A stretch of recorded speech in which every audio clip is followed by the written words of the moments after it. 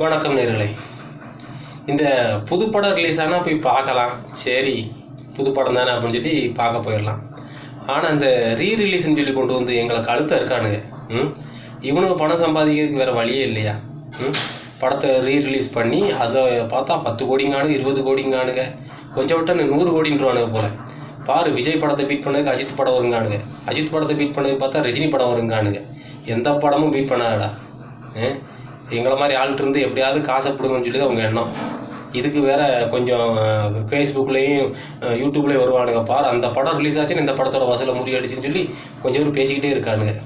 சரி, அதெல்லாம் போட்டுன்னு பார்த்தா இவனுங்க வந்து நடிகர் சங்கம் கட்டடம் கட்டதுக்கு பொதுமக்களும் நிதி தரலாம்னு சொல்லி நடிகர் நாசர் சொன்னார். ஒன்று செய்யுங்க நாசர் சார், நாங்கள் வீடு கட்டுறோம், நீங்கள் வேணால் எங்களுக்கு கொஞ்சம் நிதியை கொடுங்க. கொடுத்துருவீங்களா? கையிலேருந்து 5 பைசா இருக்க மாட்டானுங்க. இவனுக்கு நம்ம நிதி கொடுக்கணுமா? முட்டா பாயிலுங்க.